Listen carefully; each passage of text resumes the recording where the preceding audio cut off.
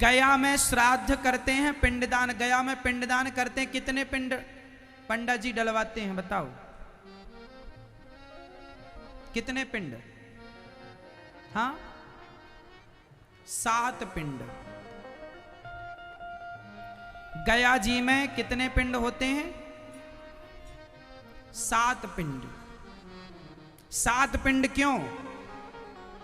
7 पिंड इसलिए कि 7 पीढ़ी तर जाए। गया का श्राद्ध केवल 7 पीढ़ी तार सकता है, लेकिन भागवत जी में लिखा है कि भागवत 21 पीढ़ी को तार देती हैं। 21 पीढ़ी को भागवत जी कितनी पीढ़ी को तारती हैं? 21 पीढ़ी को तारती हैं। इसका अर्थ ये बिल्कुल ना समझें आप कि आप गया श्राद्ध ना करें। यदि आप सामर्थ्यवान हैं तो गया श्राद्ध भी करें अपने पूर्वजों के लिए, और उनके नाम से घर में जल भी दें। आपके आसपास जो ब्राह्मण देवता हैं उनसे जरूर संपर्क करें कि गुरुजी बताइए हम अपने पूर्वजों को जल कैसे दें, है ना? जल कैसे दें, उनके नाम का श्राद्ध कैसे करें, पिंडदान कैसे करें। यदि आप गया जी नहीं जा पाए, घर पे ही हैं, तो घर पे ही अपने पूर्वजों के नाम से कुछ कुछ करें। अपने आसपास ब्राह्मण देवताओं को बुलाएं, उनसे समझें, वो आपका श्राद्ध कर्म कराएंगे। ब्राह्मण देवता ही वेद मंत्र से कराते हैं सारी क्रियाएं। तो आपके आसपास ब्राह्मणों से आप संपर्क करें और वो कराएंगे। और उसके बाद यदि आप सामर्थ्यवान हैं तो गया जी जाना, और गया जी नहीं जा सकते तो अपने पूर्वजों के नाम का एक दिया ही जला देना, अपने पूर्वजों के नाम की एक रोटी गाय को खिला देना। या यहाँ अन्न क्षेत्र चलता है, साधु संत हजारों की मात्रा में खाते हैं, एक दिन का अपने पूर्वजों के लिए अन्न क्षेत्र बंटवा देना। नहीं तो आखिरी ऑप्शन है कि पूर्वजों के नाम से भागवत जी की पोथी पाठ करा दी जाए, तो वह भगवान के परम धाम को पहुंच जाएंगे। 21 पीढ़ी तर जाती है। 21 पीढ़ी तारने की क्षमता भागवत जी में है, 7 पीढ़ी को तारने की क्षमता गया जी में है।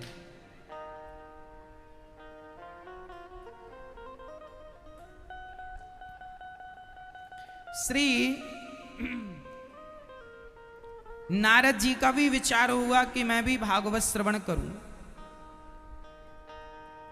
भागवत जी श्रवण करने के लिए एक बार नारद जी समस्त तीर्थों में गए, पर शांति नहीं ना पश्यम कुत्रमिच्छर्म मनः संतोषकार।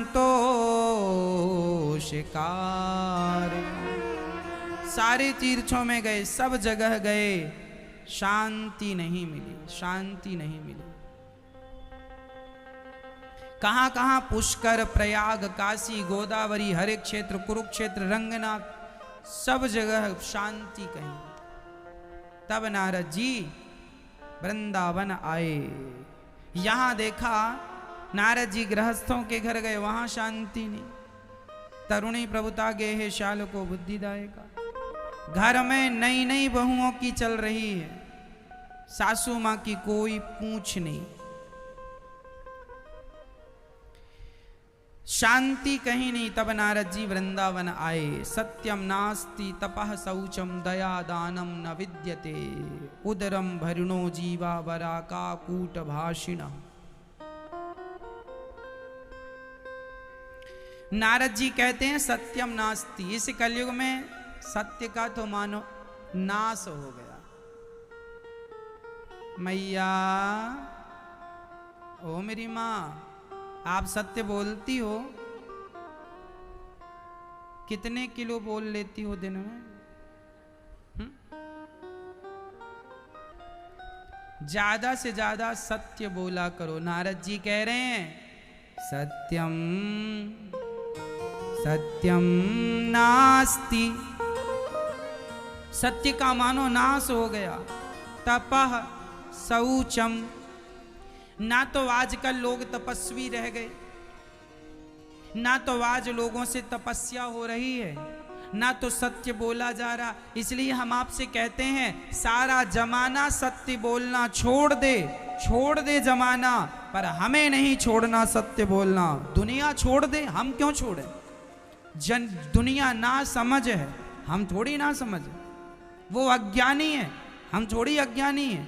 और आपने भी सत्य छोड़ दिया तो ये बताओ फिर सत्य को संभालेगा कौन?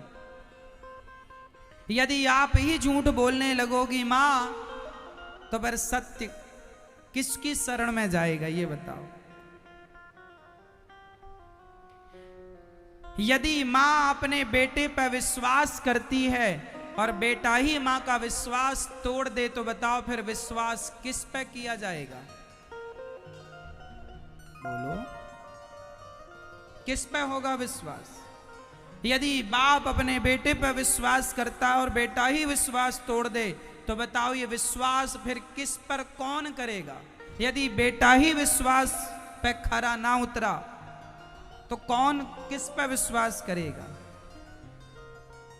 हाँ, इसलिए मेरी मां, जमाना तोड़ती हो विश्वास तोड़ने देना, जमाना बोलती हो झूठ बोलते देना, बोलने देना ना। हम झूठ का सहारा लेना, हम विश्वास तोड़ें, हम अपने विश्वास को कायम रखें और हम सत्य के मार्ग को स्थापित रखें। हम सत्य का मार्ग ना छोड़ें। जमाना छोड़ दिया, हमें क्या करना जमाने से? हम सत्य बोलें। जब राम जी वनवास गए 14 वर्षों के लिए, तो राम जी के भाई भरत जी को गुरु वशिष्ठ जी ने बुलाया। उस समय भरत जी ननिहाल थे, अपनी नानी के घर गए थे।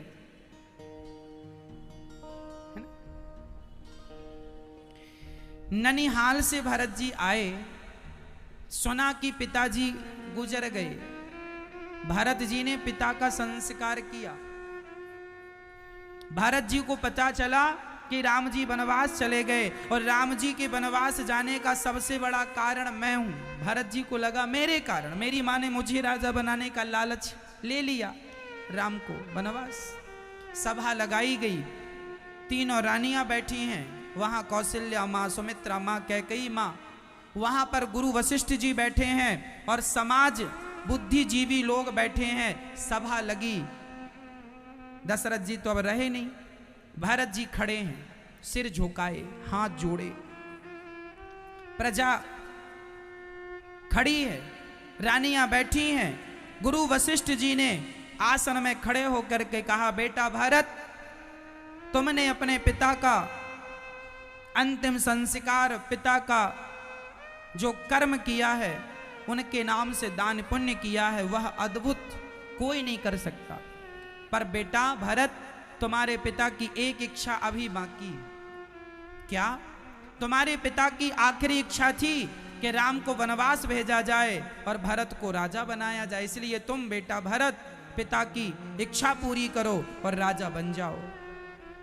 जब ये बात भरत जी सुने, सुनना मेरी मां, जब ये बात भरत जी सुनते हैं तो भरत जी रोने लगे, फूट फूट कर, सिसक सिसक करके रोने लगे। गुरुजी, ये पृथ्वी फट जाए तो मैं समा जाऊं। अरे वशिष्ठ जी बोले, भरत तुम रोते क्यों हो? तुम्हारे भाई पिता की आज्ञा पाकर तुरंत हंसते हंसते चले गए और तुम पिता की आज्ञा में रोते हो, क्यों नहीं मानते पिता की आज्ञा? भरत जी कहते हैं, पिताजी, गुरुजी, यदि आज मैंने पिता की आज्ञा का पालन कर लिया, यदि आज मैं अयोध्या का राजा बन गया ना, ये पृथ्वी रसातल में चली जाएगी। गुरु वशिष्ठ जी ने कहा, वाह भरत, रावण जैसे पापी इस धरती पर रहते हैं, रावण जैसे पापियों के पाप से तो पृथ्वी रसातल में नहीं गई। हिरण्याक्ष, हिरण्यकशिपु जैसे राक्षसों के पाप से तो पृथ्वी रसातल में नहीं गई। और तुम जैसा भरत भाई यदि राजा बन जाएगा तो क्या पृथ्वी रसातल में चली जाएगी? भरत जी ने रोते हुए कहा, गुरुजी, ये पृथ्वी ने सत्य की अपेक्षा, सत्य की उम्मीद, पृथ्वी माता ने सत्य की उम्मीद रावण से नहीं की। संसार के लोगों ने सत्य की उम्मीद रावण से नहीं की, हिरण्याक्ष हिरण्यकशिपु से लोगों ने ये लोग सत्य बोलेंगे ऐसा किसी ने नहीं सोचा। ये रावण जैसे लोग सच भी बोलेंगे क्या? हिरण्याक्ष हिरण्यकशिपु जैसे लोग भी सच बोलेंगे क्या? पृथ्वी ने तो इनका पाप सह लिया, क्योंकि ये तो जन्मजात पापी हैं। लेकिन मुझ जैसा भाई, जिस पर पृथ्वी को गर्व है कि भारत जैसे लोग भी धरती पर हैं, यदि मुझ जैसा भाई अपने भाई को वनवास भेज के और उसकी संपत्ति पर बैठ जाए राजा बन के, तो गुरुजी ये पृथ्वी रसातल में चली जाएगी। क्यों चली जाएगी? इसलिए क्योंकि रावण जैसे लोगों पर तो सत्य की उम्मीद नहीं है, हम जैसे लोगों से ही ये पृथ्वी सत्य की उम्मीद करती है। और हम ही यदि पृथ्वी की उम्मीद तोड़ देंगे तो बताओ फिर उम्मीद किस पर कौन करेगा? ये विश्वास पृथ्वी ने यदि हम पर किया और हमने ही विश्वास तोड़ दिया, हम जैसा भाई यदि अपने भाई की छाती में खंजर देने लग जाएगा तो फिर कौन किस भाई पर विश्वास करेगा? फिर किस भाई का उदाहरण दिया जाएगा? आने वाले युगों में किस भाई का उदाहरण दिया जाएगा? रावण और विभीषण जैसे भाई का उदाहरण तो कोई नहीं देता। भाई कैसा हो? विभीषण जैसा भाई हो तो कोई नहीं कहता। भाई कैसा हो? सुग्रीव जैसा भाई, ऐसा भी कोई नहीं कहता। भाई कैसा हो? भाई हो तो भरत जैसा हो, और भरत भी राजा बन जाएगा राम को वनवास भेज के, तो आने वाले युगों में उदाहरण बनेगा कौन? हम ही सत्य नहीं बचाएंगे, हम ही रावण की तरह व्यवहार करने लग जाएंगे, तो फिर ये सत्य किसके बल पे रहेगा ये तो बताओ। इसलिए मेरी माँ, लोग पाप करते हैं, करने दो, तुम और हम पाप ना करें। यदि ये पृथ्वी टिकी है तो आप जैसे कुछ धर्मात्माओं के बल पर टिकी है, इसे टिकी रहने देना। आज यदि 135 करोड़ लोगों में यदि 100 करोड़ 120 करोड़ लोग भी झूठ बोलते हैं, यदि 1 लाख लोग भी सच बोलते होंगे सारे भारत में, यदि 10,000 लोग भी सच बोलते होंगे इस भारत में, 1,000 लोग भी सच बोलते होंगे इस भारत में, 100 लोग भी सच बोलते होंगे इस भारत में, 1 आदमी भी सच बोलता होगा इस भारत में, तो ये समझ लेना कि ये पृथ्वी उस 1 आदमी के बल पर टिकी हुई है। वह 1 आदमी भी झूठ बोलने लग जाएगा, ये पृथ्वी उसी दिन रसातल में चली जाएगी। भाई मैं तेरे बल से टिकी थी, जमाने से उम्मीद नहीं थी, पर तुझसे उम्मीद है, और तू भी उम्मीद तोड़ देगा तो फिर उम्मीद किससे कौन करेगा? हमारी अपेक्षाएं आपसे हैं और आप भी तोड़ देंगे हमारा विश्वास, कौन किस पे करेगा? इसलिए मेरी मां, जमाना झूठ बोलता है, मुझे भी पता है, मैं ना बोलूं, बोलने तो जमाने को। जमाना बड़ा आदमी हो जाए, धन्ना सेठ हो जाए, झूठ बोल बोल के, हम गरीब बने रहें, कम से कम सत्य के साथ तो रहेंगे। हमें नहीं बनना बड़ा आदमी पाप करके, हाँ मेहनत करके ईमानदारी से बड़ा आदमी बन जाना, मेहनत करके खूब धन कमाना, ईमानदारी से, बेईमानी ना करना, गलत ना करना, गलत 1 रुपया ना खाना। मेरी मां, बच्चों को यही सिखाना, ईमानदारी की रोटियां खाना। ईमानदारी की 1 रोटी खाओगे तो उस 1 रोटी से विचार अच्छे होंगे, मन अच्छा होगा, अच्छी नींद आएगी, बीमार नहीं पड़ोगे। और बेईमानी की हलवा पूड़ी भी खा लिया तो ना नींद आएगी, ना शरीर निरोगी रहेगा, और ना तुम्हारा मन शांत रहेगा, ना शांति रहेगी। ईमानदारी की रोटियां कुछ दे ना दे मेरी माँ, जीवन में शांति बहुत देती है। बेईमानी आदमी करता जरूर है, पर पूछ लो बेईमानों से कि उनके घर में शांति कितनी है, पूछ लो जाकर के। सब कुछ होने पर भी लोग परेशान हैं या नहीं? हाँ या ना? सब कुछ है, सब कुछ है, पर परेशान है, शांति नहीं है। पति यहां जा रहा है, पत्नी यहां जा रही है, बेटा अलग जा रहे हैं, कोई प्रेम नहीं है किसी में, किसी भी प्रकार से कोई किसी की सुनता नहीं है। ये क्या है? ये तुम्हारी बेईमानी का जो अन्न है ना, वो खा खा के इनकी बुद्धियां बिगड़ी हुई है। क्या करोगे? पैसों का बांध कर ले जाओगे? बिना शांति के पैसों का भी क्या करोगे? आदमी पैसे के बिस्तर, आज आपने देखा इनकम टैक्स का छापा पड़ता है जिनके यहाँ, उन लोगों की तो कई बार देखा बिस्तरों में पैसे निकलते हैं, गड्डी के गड्डी लोग बिछाए रहते हैं। मतलब पैसों के ऊपर सो रहे थे, लेकिन पैसों के ऊपर सोने पर भी उन्हें शांति नहीं है। और एक आदमी फुटपाथ पर सो जाता है, बड़ी शांति से सो जाता है। मेहनत की रोटी शांति देती है, कुछ दे ना दे शांति देती है। इसलिए मेहनत जरूरी है, ईमानदारी जरूरी है। हम ही ईमानदारी नहीं रखेंगे, कौन रखेगा?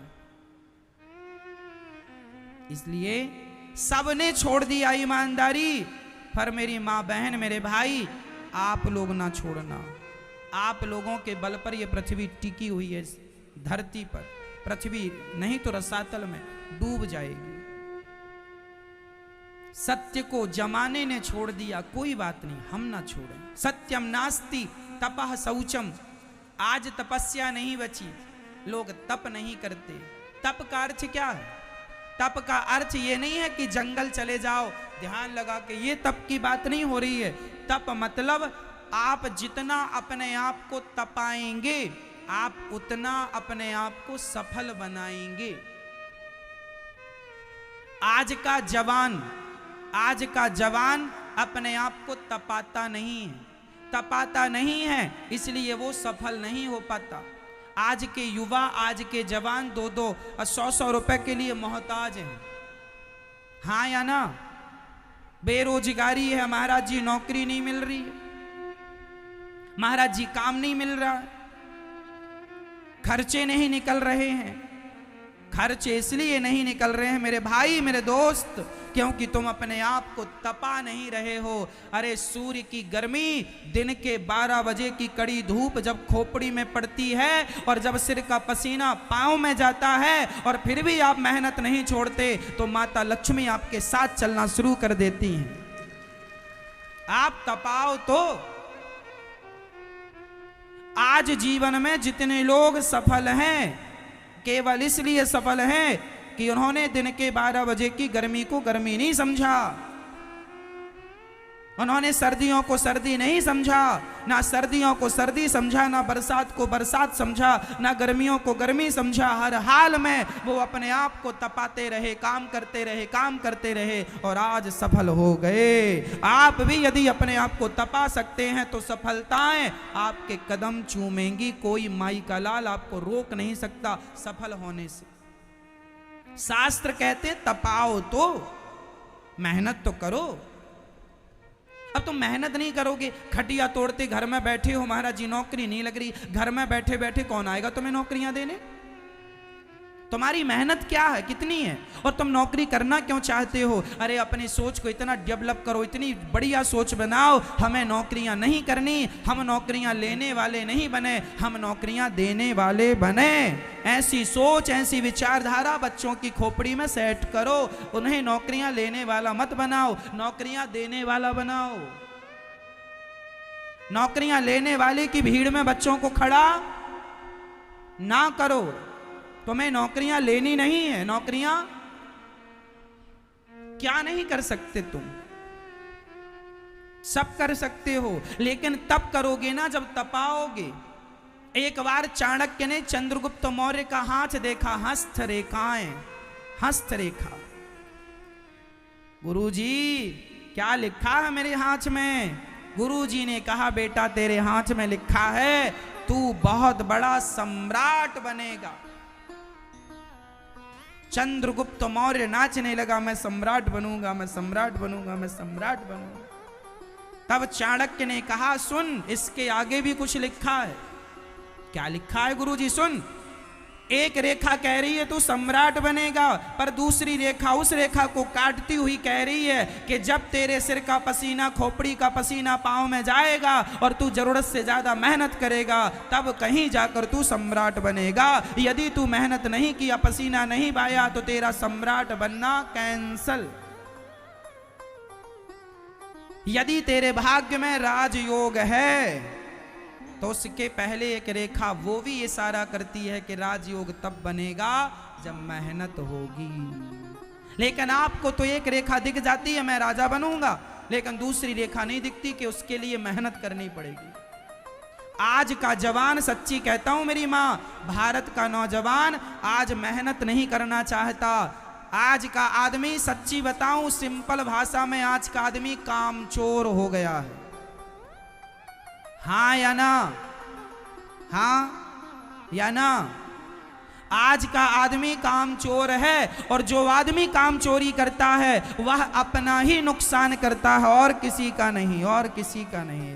सामने वाले का नुकसान करेगा तो 100 रुपए का करेगा, 200 रुपए का करेगा, 500 रुपए का नुकसान करेगा, लेकिन तेरी कामचोरी तुझे सदा सदा के लिए इसी स्थिति में ले जाकर खड़ा कर देगी। 2010 में भी तू यही था और 2020 में भी तू यही रहेगा, क्योंकि तू कामचोर है।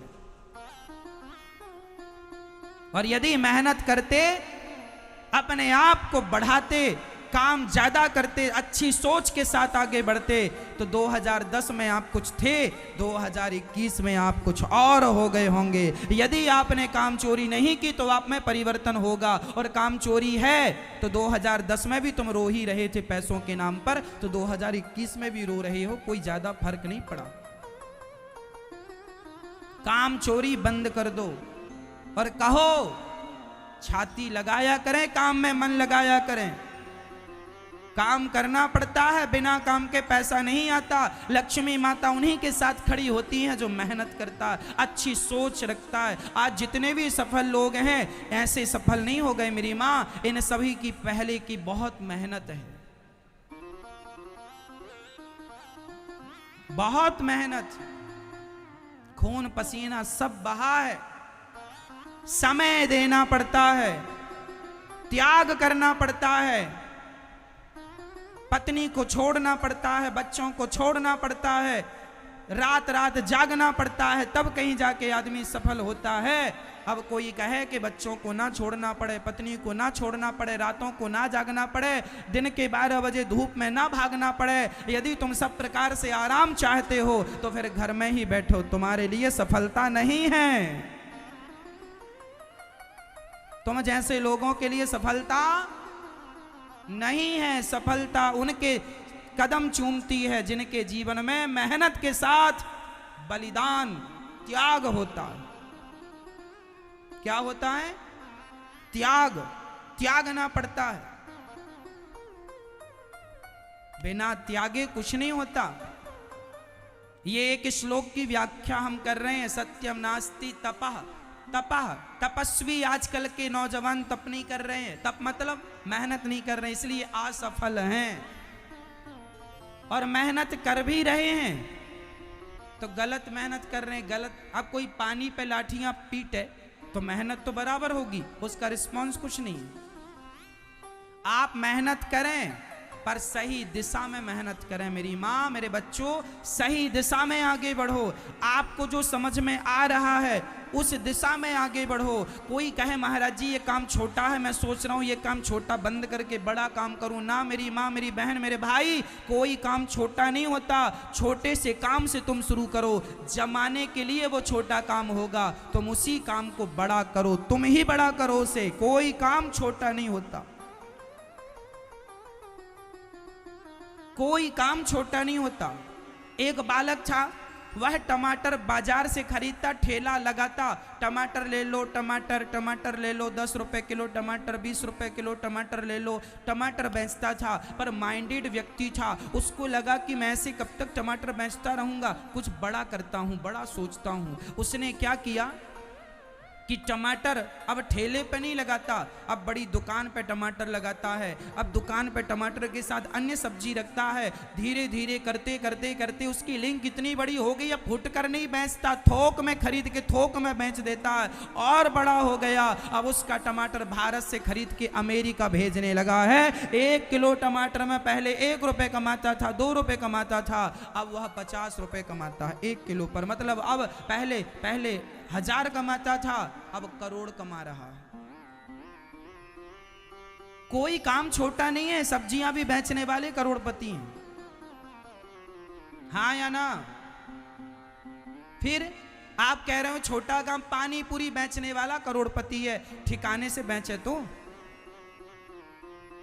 तुम मेहनत तो करो, किसी एक दिशा में चलो तो सही। आज ये कर लिया, कल वो कर लिया, परसों ये कर लिया, नरसों ये कर लिया, फिर तो ना घर का रहा ना घाट का रहा। इसलिए तप करो मेरे भाई नौजवान दोस्तों, रोना नहीं, रोने से काम नहीं बनेगा। महाराज जी बेरोजगारी छोड़ दो, रोना। कायर लोग रोते हैं, मेहनती लोग रोने पर विश्वास नहीं करता हूं मैं, काम करने पर विश्वास करता हूं मैं काम करने पर विश्वास करता हूं। रोने के लिए वो लोग होते हैं जो भाग्य के नाम पर रोते हैं, रोने दो। भाग्य के भरोसे जो बैठे होंगे उन्हें रोने दो। हम भाग्य के भरोसे नहीं है, भाग्य के भरोसे कायर लोग होते हैं। हम मेहनत के बल पर, भगवान की कृपा के बल पर चलने वाले लोग हैं। मेहनत अच्छी है तो ईश्वर का साथ भी है। मेहनत नहीं है, अरे महाराज जी हमारे तो भाग्य में ही नहीं था, ये भाग्य के नाम पर जो रो रहे हैं सब कायर हैं। भाग्य के नाम पे ना रोइए, मेहनत कीजिए।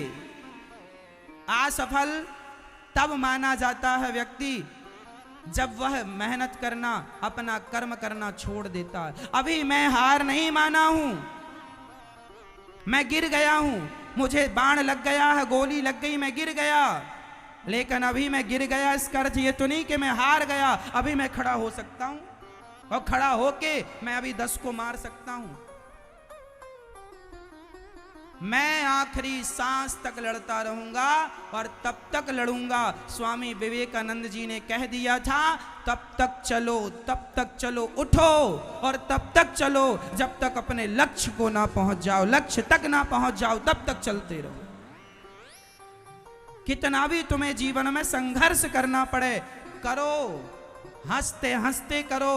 और आंसू तुम्हारी आंखों में नहीं आने चाहिए। गोली लग गई तो भी मत रो, असफल हो गए, 2 लाख का 5 लाख का नुकसान हो गया तो भी मत रो। रोने से तुम्हारा नुकसान नहीं भरेगा, फिर नई एनर्जी, नई ऊर्जा के साथ फिर खड़े हो जाओ। कहाँ गलतियां रह गई उन गलतियों को दूर करो और फिर अपने लक्ष्य की ओर बढ़ चलो, सफलता तुम्हारे कदम चूमेगी। और रोने लग गए, रोते रह जाओगे।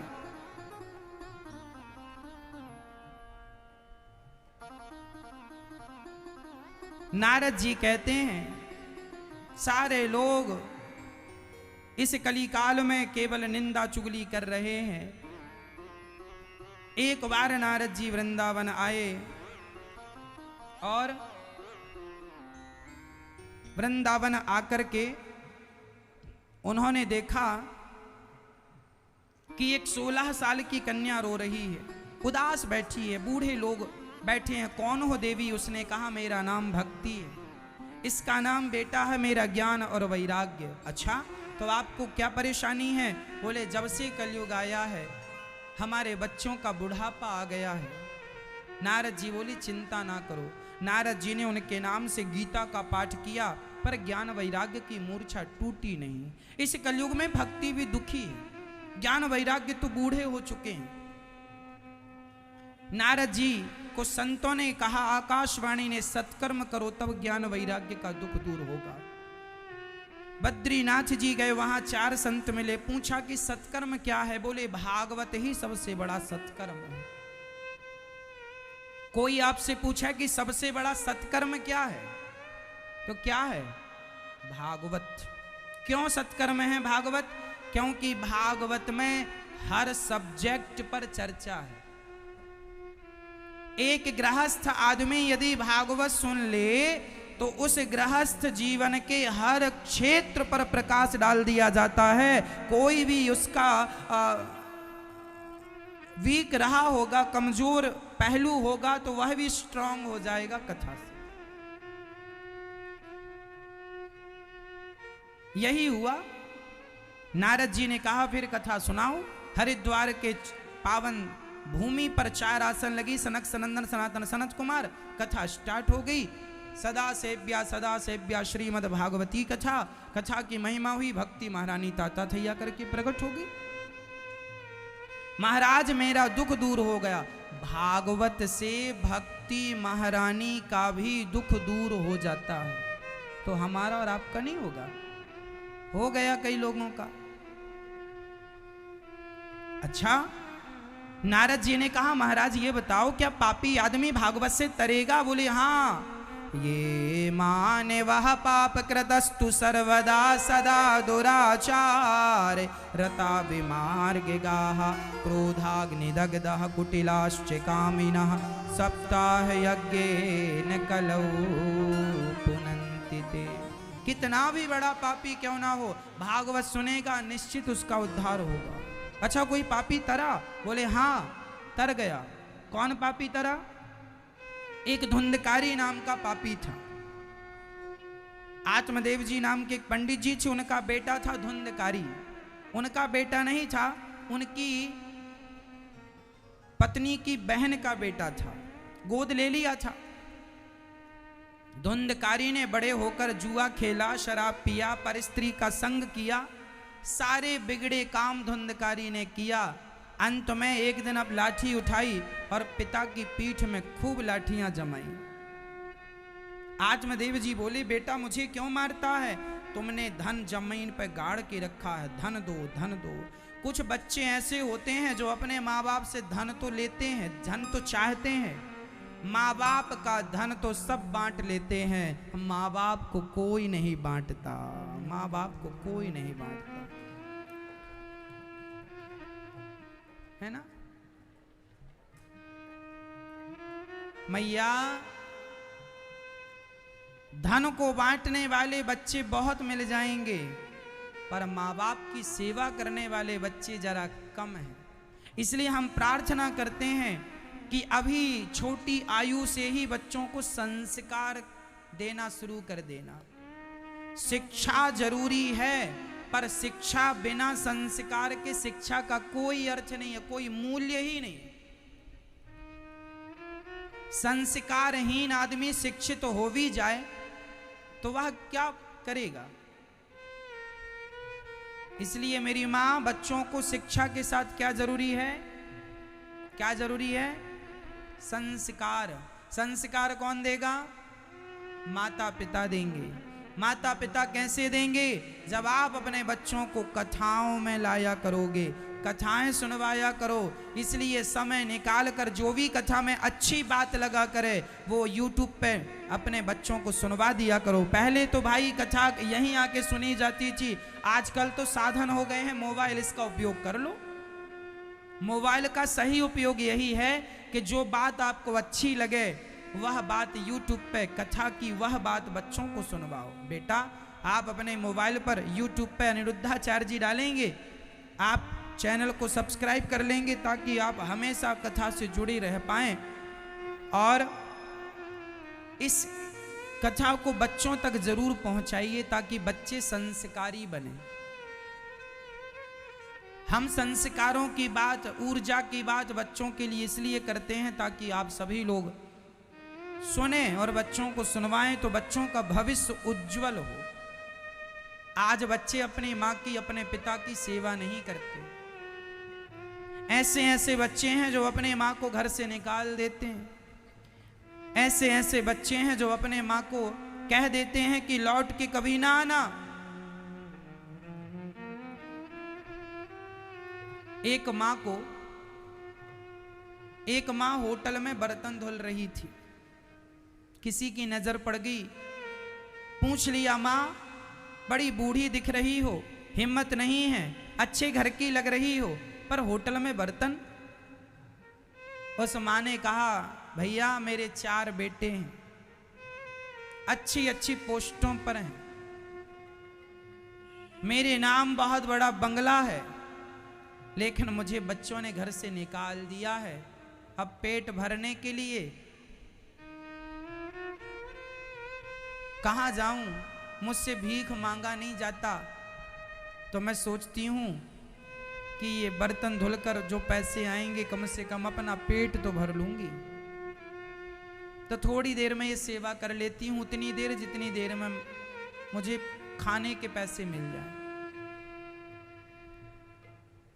ऐसी माएँ जो अपने बच्चों के होते हुए भी 2-2 रोटियों को मोहताज हैं।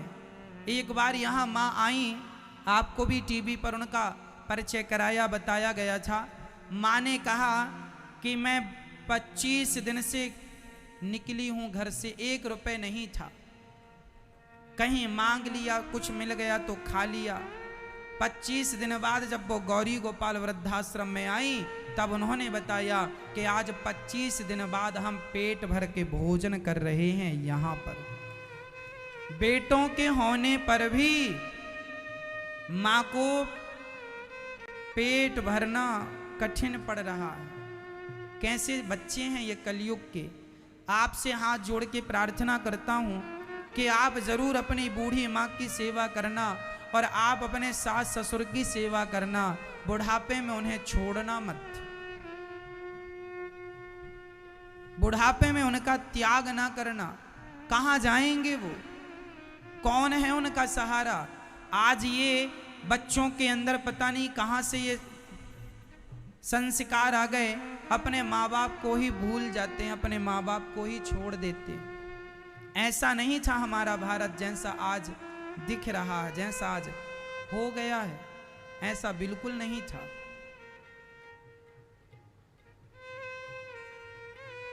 इसलिए आपसे कहता हूं कि अपने माँ बाप का, अपनी माँ का ख्याल रखा करो। यहां पर एक माँ का परिचय हम आपसे कराते हैं आज फिर। गौरी गोपाल वृद्धाश्रम में देखो, वृद्धाश्रम बनाना मेरा कोई शौक नहीं है कि मैं वृद्धाश्रम बनाऊं। ये वृद्धाश्रम शौक नहीं है, मेरी मजबूरी है। अब बच्चे अपनी माँ को घर से निकाल रहे हैं, वो यहाँ आ रही हैं, तो क्या करूं मैं। उन बच्चों ने तो निकाल दिया, क्या मैं भी निकाल दूं। ना भक्तों, उन्होंने भले निकाल दिया हो, मुझसे नहीं निकाला जाएगा। इसलिए ये दास अनिरुद्ध माओं के रहने के लिए यहाँ सब व्यवस्थाएं करता है। इनके बच्चों को सेवा करना चाहिए था, पर अब वो नहीं कर रहे हैं, वो कथा नहीं सुन रहे हैं, उनके संस्कार नहीं है सेवा के। कल आपने सुना एक माँ का परिचय, किसी माँ के 3 बेटे हैं, किसी माँ के 2 बेटे हैं, पर उनकी माँ को वह ना घर में रहने का स्थान दे रहे हैं, ना रोटी दे रहे हैं, दुत्कार के भगा देते हैं। जब इन माँओं के अपने बच्चे ही घर से निकालेंगे तो कहाँ जाएंगी।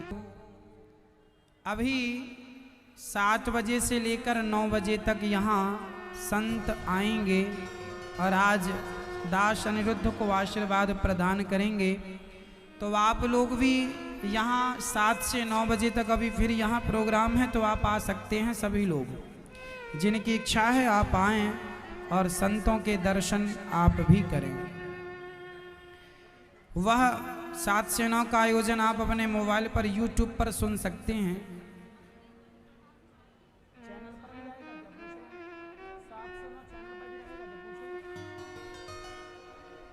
तो धुंधकारी 7 से 9 बजे जो आज संत सम्मेलन, यहाँ संत जनों का आगमन होगा, वह साधना चैनल पर भी दिखेगा। वह आप अपने टीवी पर और अपने मोबाइल पर YouTube पर भी देख सकते हैं। आज रात्रि अभी 7 बजे से 9 बजे तक यहाँ संत आएंगे और आप सभी लोग यहाँ अपनी उपस्थिति दर्ज कराएं, नहीं तो टीवी के माध्यम से भी आप दर्शन कर सकते हैं। धुंधकारी के पिता आत्मदेव जी को गोकर्ण जी ने उपदेश दिया, उस उपदेश से वह आत्म कल्याण करते हैं। धुंधकारी अपनी माँ को मारता है, कुएं में माँ कूद जाती हैं, उनकी पत्नियों ने उसे मार डाला और धुंधकारी प्रेत बना। भागवत जी सुनाकर धुंधकारी का गोकर्ण जी ने उद्धार किया। भागवत तो धुंधकारी जैसे पापी का उद्धार करती है।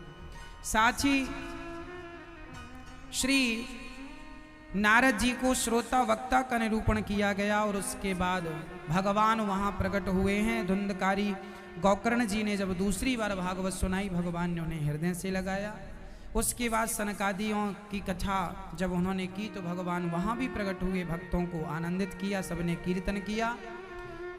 और जन्माद्यस्य यतोऽन्वयादितरतश्चार्थे सुभिज्ञः स्वराट् तेने ब्रह्म हृदय आदि कवये मुह्यन्ति यत्सूरयः तेजो वारिमृदां यथा विनिमयो यत्र त्रिसर्गो मृषा धाम्ना स्वेन सदा निरस्तकुहकं सत्यं परं धीमहि। जो परमात्मा हम सभी को जन्म देने वाले, पालन करने वाले हैं, ऐसे परमात्मा सत्य स्वरूप जिनका हम ध्यान करते हैं। माता कुंती ने भगवान की स्तुति की, राजा परीक्षित ने भगवान से श्राप लगा। सुखदेव भगवान से राजा परीक्षित ने कहा जैसे जल्दी मरना हो से क्या करना चाहिए।